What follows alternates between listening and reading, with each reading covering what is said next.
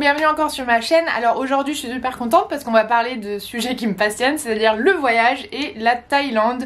Donc en fait le but de cette vidéo c'est vous donner une sorte de retour d'expérience et du coup des conseils en fait pour réussir votre voyage en Thaïlande. Il y a des choses qu'il faut savoir je pense avant de partir et des choses qu'il faut savoir pour sur place. Donc moi-même je suis allée en Thaïlande pendant un mois en mai dernier, donc en mai 2022 de cette année.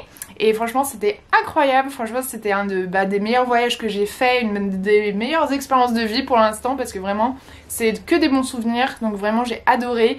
Et voilà, c'est pour ça que je voulais en faire une vidéo, vous donner quelques conseils. Moi pendant un mois en gros j'ai fait du backpacking, donc j'avais mon sac à dos et en fait on a bougé et on a essayé de faire plein de choses. Donc pendant un mois ce qu'on a fait c'est qu'on a fait un grand cercle, on a passé quelques jours à Bangkok, ensuite on est allé dans le nord de la Thaïlande, on est allé à Chiang Mai. Ensuite on est redescendu vers Sukhothai qui est un parc historique de la vieille ville de Sukhothai qui était la première capitale de la Thaïlande je crois. Ensuite on est allé dans les îles de l'Est, donc on est allé voir Koh Phangan, Koh Samui. Ensuite on est re-rentré dans les terres, on est allé voir un parc national, réserve naturelle qui s'appelle Khao Sok. Et ensuite on est allé vers Krabi et les îles de Koh Phi Phi. Et ensuite on est rentré vers Bangkok. Donc on a essayé vraiment de voir pas mal de choses parce que vraiment c'était le but en un mois. J'avais vraiment envie de voir un petit peu une vue d'ensemble de la Thaïlande. Donc voilà, je vais vous donner un retour d'expérience et quelques conseils, c'est parti. La première chose, le basique qu'il faut faire quand même super attention, c'est tout simplement la santé. Le fait de pas tomber malade parce que tomber malade en voyage c'est vraiment pas drôle. Donc en Thaïlande, il faut savoir que du coup l'eau du robinet, vaut mieux pas la boire parce que tu peux ne pas la supporter et être malade. Donc normalement vaut mieux prendre que des bouteilles d'eau, que des choses fermées pour pas tomber malade tout simplement. Moi personnellement on n'est pas vraiment tombé malade, il y a juste des moments où vraiment on a eu des petits problèmes de ventre parce que en fait on faisait pas toujours attention et que du coup l'eau normale on la buvait en bouteille, mais il y a plein de fois on est allé dans des petits cafés et on prenait des boissons, des cafés glacés, des matchas etc. Et là c'était pas des bouteilles fermées, c'était directement dans le verre, donc tu sais pas exactement ce qu'ils mettent dedans, c'est peut-être avec un peu d'eau du robinet ou je sais pas. Donc je pense là-dessus des fois c'est pour ça que il y a eu des petits moments quand même où on n'était pas très bien. Je me rappelle surtout une journée où vraiment j'avais très mal au ventre, c'était vraiment pas drôle. Donc franchement là je pense c'est un des trucs faut faire le plus attention parce que franchement ça peut gâcher tout un voyage d'être malade. Donc pour ça moi ce que j'avais fait déjà c'est avant de partir j'avais emmené plein de médicaments. J'étais allée voir le médecin, j'avais regardé en ligne des types de médicaments à emmener. Mais voilà, c'est important d'avoir des médicaments quand même dans votre sac au cas où, parce que c'est sûrement, surtout si vous partez longtemps, il y a peut-être des moments où vous allez être malade un petit peu, donc ça c'est normal. Deuxièmement, faire quand même attention à ce que vous mangez, ce que vous buvez. Le deuxième conseil, c'est faire attention aux distances. Donc pour certaines d'entre vous, ça va peut-être être en mode bah oui bien sûr, mais pour moi en fait comme c'était un des premiers gros voyages que je faisais comme ça, que j'organisais, j'ai pas fait forcément attention aux distances en fait. Tout simplement, quand je voyais je vais aller là, je pensais pas au temps forcément que ça allait me prendre et en fait il y a des moments ça nous a pris beaucoup plus de temps que prévu d'aller d'une ville à une autre parce qu'il fallait prendre deux bus différents, parce que ça met 10 heures de bus et en vrai des fois tu penses pas, tu dis oh je vais être là ce jour là, le jour d'après je vais être là et en fait tu penses pas aux distances. Mais si vous avez en plus pas énormément de temps et que quand même chaque jour est compté, faites vraiment attention à ça, regardez bien en ligne combien ça met de temps d'aller d'un endroit à un autre parce que certaines distances sont vraiment très grandes, donc c'est possible d'aller faire 10 heures de bus pour aller d'une ville à une autre. La prochaine chose c'est faire attention aux scams malheureusement dans chaque pays où on va. Je pense que ça arrive partout quand on sait que t'es un touriste et que tu n'es pas du coin, on va souvent essayer de te scammer sur plein de choses. Et la Thaïlande, ça arrive aussi, surtout donc moi j'ai eu le plus de scams, je crois que c'était vraiment dans Bangkok, dans les autres villes ça allait quand même mieux. Mais en vrai nous quand on y allait en mai il y avait vraiment pas beaucoup de monde, hein, c'était juste après le Covid. Donc je pense quand il y a plus de monde peut-être dans les autres villes, il y en a aussi pas mal. Mais par exemple dans Bangkok t'as pas mal de scams où en fait des gens vont te dire que certains palais où tu vas aller, certains temples sont fermés et du coup des fois ils te proposent de t'emmener à un truc similaire ou un truc pas loin ou quelque chose comme ça et la plupart du temps c'est faux en fait, les palais ne sont pas fermés et ils vous vont mentir en disant que il y a une cérémonie spécifique ou c'est un temps de prière ou il y a plein de choses comme ça et en fait c'est faux. Donc vous pouvez vérifier hein, parce que il y a peut-être des moments où c'est vrai mais la plupart du temps c'est faux. Nous on nous a fait ça au moins 2-3 fois et à chaque fois je regardais, des fois on regardait vite fait en ligne Ou sinon on disait non et on y allait quand même parce qu'on s'est dit bah vas-y on y va et au pire si c'est vrai bah c'est fermé, on fera autre chose. Et c'était tout le temps ouvert et il n'y avait pas de problème, il n'y avait pas de cérémonie à ce moment-là, il n'y avait rien du tout. Et la plupart du temps c'est parce qu'ils veulent te vendre quelque chose d'autre et du coup t'emmener autre part. Donc faites attention à ça. Il y a les scams de taxi aussi comme partout, comme à Paris. Les scams de taxi, donc les prix vont varier d'un taxi à un autre, ça va être le double ou le triple des fois, donc faites attention si vous êtes vraiment pas sûr d'un prix pour aller d'un endroit à un autre. Nous ce qu'on faisait, je sais pas si c'est la meilleure manière, mais ce qu'on faisait c'est qu'on appelait un taxi. Il y en a partout, hein. Il y en a vraiment partout des taxis, t'en appelles un, tu lui demandes combien ça coûte d'aller à un endroit à un autre. Si t'es pas sûr, bah tu dis bah non merci, t'en redemandes à un autre et tu juges comme ça en fonction de ce qu'ils te disent. S'il y en a un qui te dit 2000 bahts et l'autre il te dit 500 bahts, déjà tu te dis bon il y a un problème quand même, il y a une grosse différence de prix. Donc voilà, c'est juste pour vous donner une idée parce qu'il y en a qui vont essayer vraiment de vous donner des prix un peu exubérants, même si finalement quand tu transformes en euros pour toi ça va être très cher. Mais bah voilà, si vous voulez éviter ça. Alors une autre chose super importante quand même à savoir, c'est les scooters. Donc vous allez sûrement beaucoup en entendre parler, quand vous parlez de Thaïlande, souvent on parle de scooter, faut louer un scooter, faut savoir faire du scooter pour pouvoir se déplacer. Donc finalement on n'en a pas loué parce qu'on a eu peur, on s'est dit on ne l'a jamais fait, en plus c'est dans un autre pays, il y a différentes règles, on avait peur de le faire, du coup on n'a jamais loué de scooter au final en Thaïlande, même si au début j'avais un peu douté. Du coup autour de Bangkok il n'y a pas de problème, vous n'avez pas besoin de scooter, il y a le métro, il y a tout, voilà. Par contre si vous allez dans le nord ou sur les îles, ça va être beaucoup plus compliqué de se déplacer. Nous ce qu'on a fait quand on était dans le nord autour de Chiang Mai, c'est qu'on a loué des taxis. Donc les taxis, nous ça coûtait vraiment pas cher. Après nous c'était en mai donc il n'y avait pas beaucoup de touristes, donc peut-être que les prix du coup quand il y a plus de gens bah ils augmentent. Donc nous on avait vraiment pas payé très cher, je m'en rappelle plus exactement des prix, mais je crois que c'était genre 60 € pour deux pendant toute la journée avec le taxi. Genre c'est un taxi privé que pour nous deux et il nous emmène où on veut. Dans le nord c'était hyper top. Dans le sud, sur les îles par contre, c'était un peu plus compliqué, il y avait moins de possibilités de taxi, enfin on a moins vu de choses pour les taxis. Et bah sans scooter, on s'est rendu compte mais en fait on peut rien faire parce que sur les îles c'est hyper compliqué de se déplacer si t'as pas un moyen de transport. Donc il y a certains bus que tu peux prendre ou des choses comme ça, tu peux demander à l'hôtel, mais en vrai c'est quand même assez compliqué. La plupart des gens vraiment s'ils veulent se déplacer ils prennent des scooters. Et voilà, faut savoir si vous ne faites pas de scooter, essayez de vous renseigner comment vous allez vous déplacer parce que vraiment sur les îles ça peut être très compliqué. Dans le nord si vous prenez pas de taxi ça peut être très compliqué, il y a des distances qui sont très très grandes et que vous n'allez pas pouvoir faire à pied, que vous n'allez pas toujours avoir des transports en commun pour aller à certains endroits. Alors une autre chose qui je pense c'est important de faire pour vraiment réussir son voyage en Thaïlande, c'est les marchés. Donc les marchés du matin, les marchés du soir, les marchés de nuit. Et franchement c'est une expérience assez inoubliable parce que bah t'as plein de choses hyper sympas, t'as beaucoup de nourriture thaïlandaise sur les marchés. Après bon t'as aussi plein d'objets que tu peux acheter, mais niveau nourriture c'est vraiment sympa les marchés parce que tu peux tester plein de nourriture et pour vraiment pas très cher. Et du coup vraiment j'ai adoré faire des marchés. Nous on a fait beaucoup de marchés de nuit qui étaient connus. Après là c'est plus touristique donc c'est vraiment un peu un mélange de Thaïlandais et de touristes. Par contre il y a aussi des marchés comme nous, des marchés du matin où les gens ils vendent des légumes, des fruits, plein de choses comme ça. Et nous en fait quand on était à Chiang Mai, je sais pas comment il s'appelle, je pourrais pas vous décrire où c'est exactement, mais quand on était à Chiang Mai en plus je crois on l'avait... Ah si, c'était le mec de l'hôtel qui nous avait dit ah si vous voulez il y a un marché le matin. Donc essayez souvent de vous renseigner avec vos hôtels parce qu'ils auront souvent des tips pour vous sur quand vous les connaissez pas forcément, ils vont vous dire bah il y a peut-être ça à faire à cette heure là etc. Mais du coup il nous a dit ah oui il y a un marché le matin si vous voulez, et on y allait et là il y avait que des Thaïlandais ce matin là, il y avait aucun touriste, enfin presque pas hein. Quand je dis aucun il y en avait quelques-uns mais vraiment pas beaucoup comparé au marché de nuit où c'était blindé de touristes et encore blindé pour mai il y a pas grand monde donc maintenant ça doit être peut-être blindé, mais du coup le marché du matin était super bien, c'était que des Thaïlandais, il y avait des fruits et des légumes, bon ça on n'a pas trop acheté parce qu'on cuisinait pas trop nous-mêmes, mais c'était cool de regarder, il y a des fruits qu'on a achetés quand même juste pour les goûter.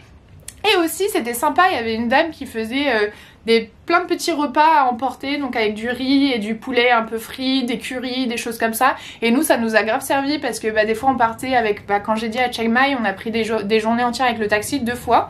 Et du coup en fait comme avec le taxi souvent vous mangez pas ensemble hein, donc soit vous mangez dans un restaurant ensemble mais des fois ils essayent de pousser un truc un peu cher avec un pote à lui ou quoi que ce soit t'emmènes ta propre nourriture. Nous c'est ce qu'on a fait et du coup on a amené ces petits plats de curry, des petits de riz avec du poulet frit, ce genre genre de choses qui était fait par une dame au marché du matin de Chiang Mai, et on emmenait ça et on mangeait ça le midi et c'était hyper bon et hyper pratique.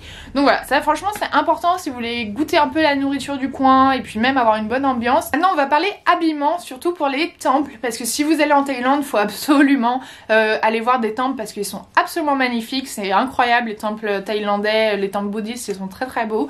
Et du coup nous on en a fait mais énormément, je sais, j'ai pas compté parce qu'on en a fait beaucoup.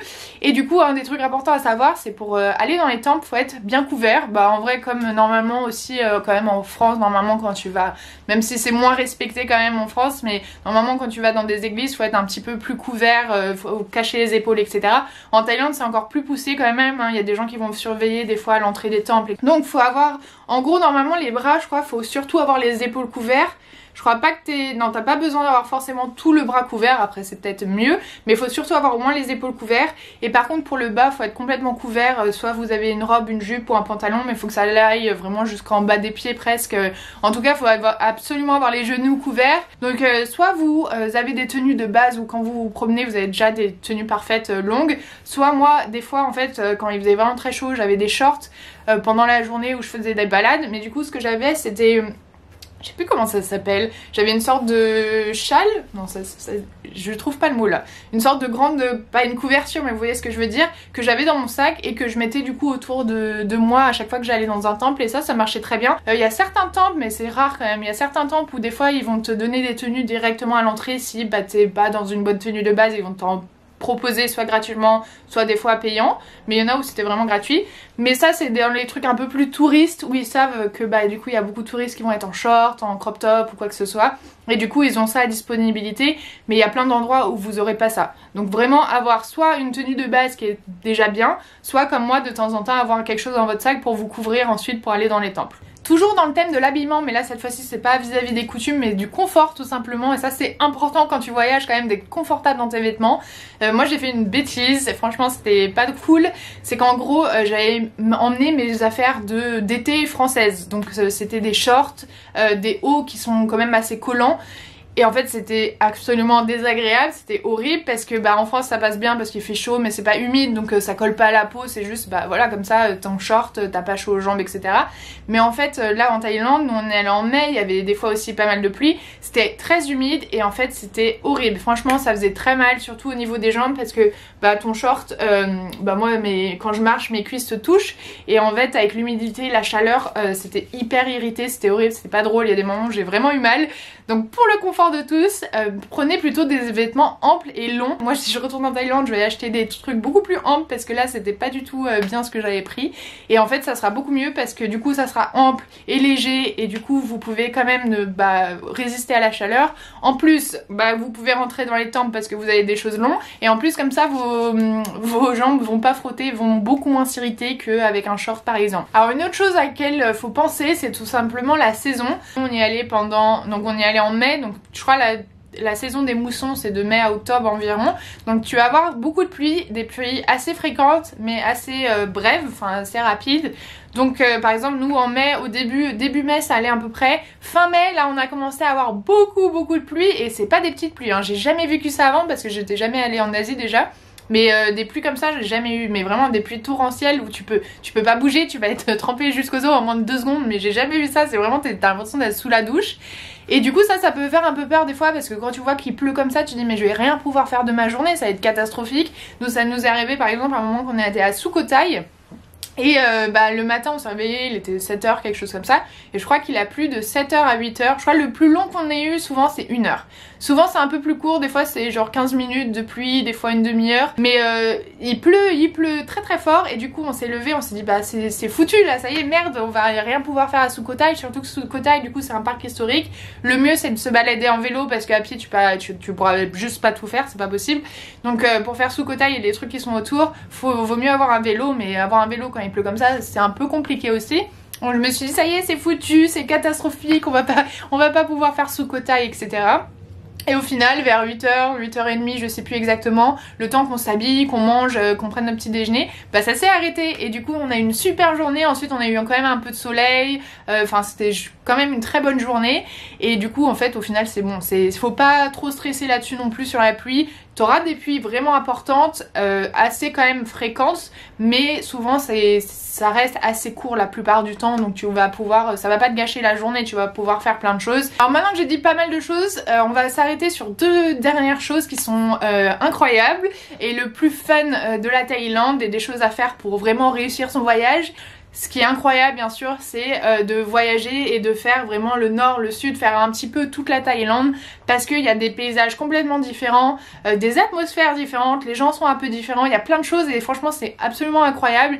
Donc franchement si vous avez un peu de temps, essayez de faire au moins deux choses différentes, deux types de paysages différents, vous n'allez pas le regretter pour avoir une meilleure vue d'ensemble de la Thaïlande.